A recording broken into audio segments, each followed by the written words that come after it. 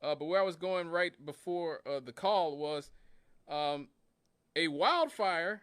I mean, I'm sure a lot of you have seen the story about the wildfires in Maui that turned one of the nation's most celebrated island vistas into an ashen moonscape, has killed over 100 people and turned a number that officials have warned could rise a lot more as the search continues.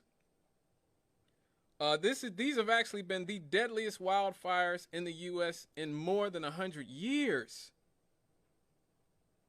It has devoured homes, businesses, blackened cars, and left only ruins where neighborhoods used to stand. In some places, the flames advanced as fast as a car at highway speed, a mile a minute. Wow.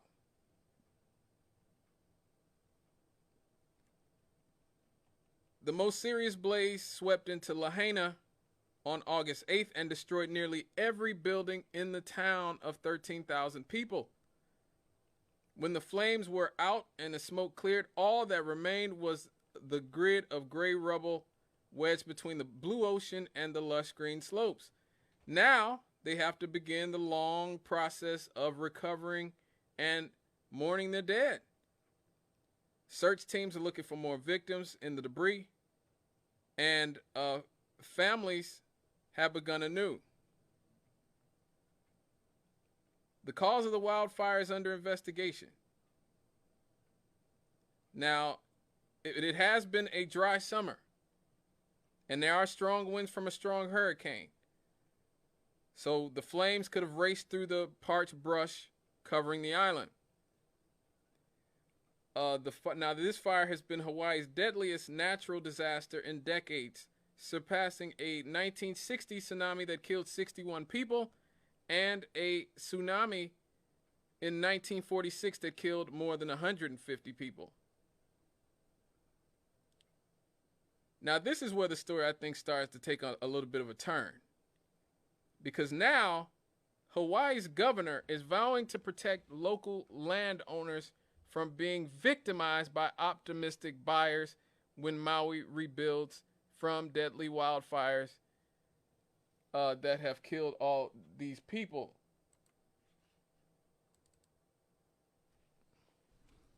As I mentioned earlier, we have a large force of people here on the ground.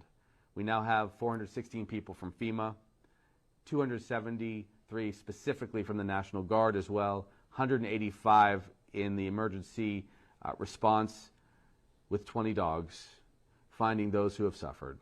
101 lives have now been lost. 27% of the survey has been completed. We're in agreement now that I should make the order, and I'm making this order to open the Lahaina bypass, the main road, to give access to West Maui. At Maalaea for residents, first responders, everyone, beginning at 6 p.m. tonight, until 6 a.m. tomorrow morning.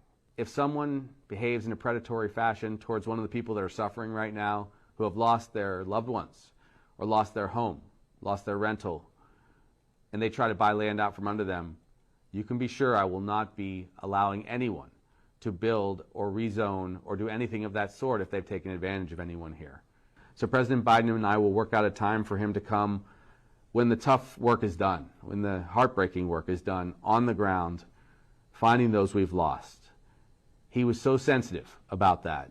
He did not want to interfere with the incredibly difficult emotional and physical work that goes on in a disaster zone.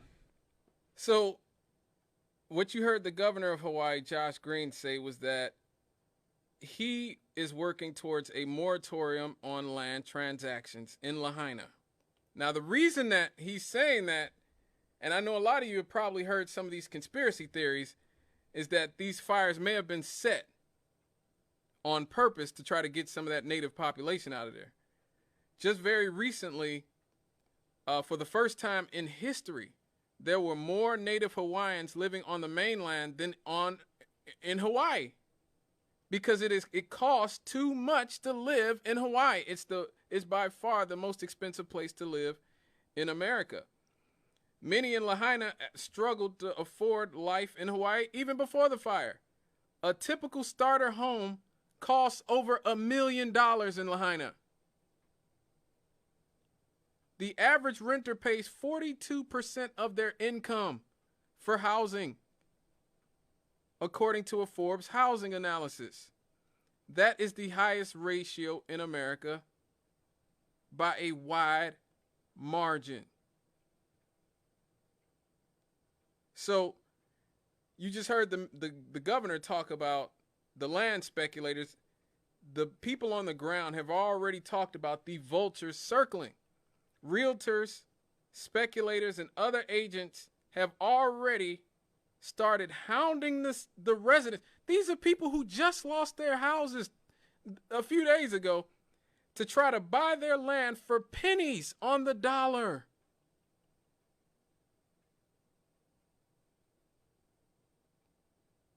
And why are they doing that? Because Hawaii is one of the most desirable places on the planet. It's a vacation spot for the super rich. Oprah owns 800 acres of land on Maui. Jeff Bezos owns a bunch of land. These people all have. Mark Zuckerberg from Facebook, the owner of Facebook, owns a bunch of land in Hawaii.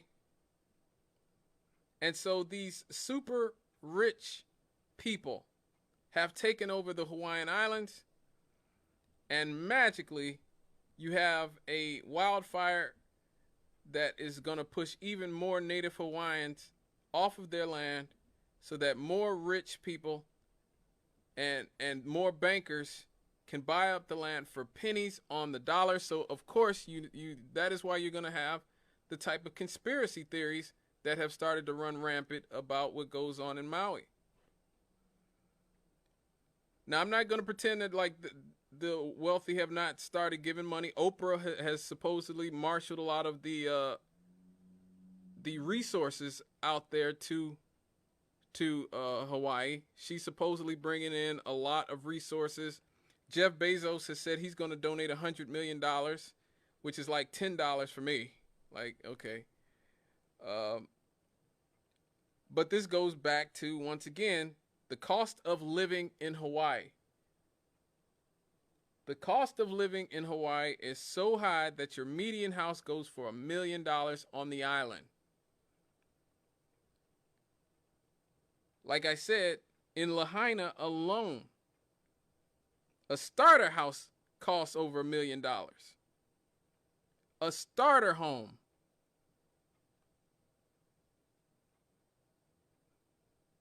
And so the Native Hawaiians can no longer afford to live on the island. That is absolutely heartbreaking. Because one thing you know about Native Hawaiians, they love them some Hawaii. Not that I can blame them.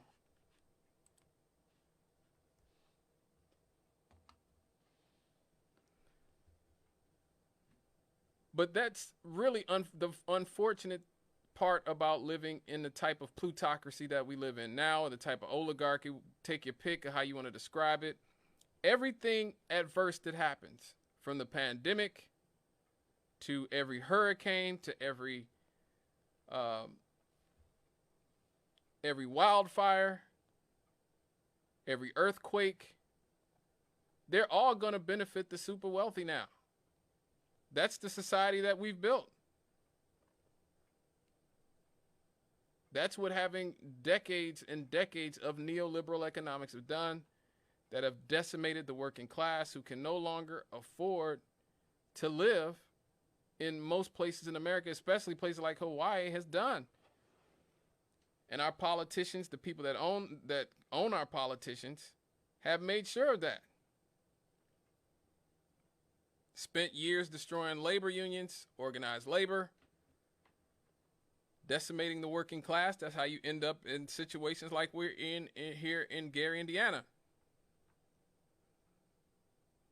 And then you have these disasters, these horrible disasters that just push people over the edge. And people who are already living on the margins just end up with nothing. It's heartbreaking. It really is heartbreaking. All right, folks. when I get back. Happy happies!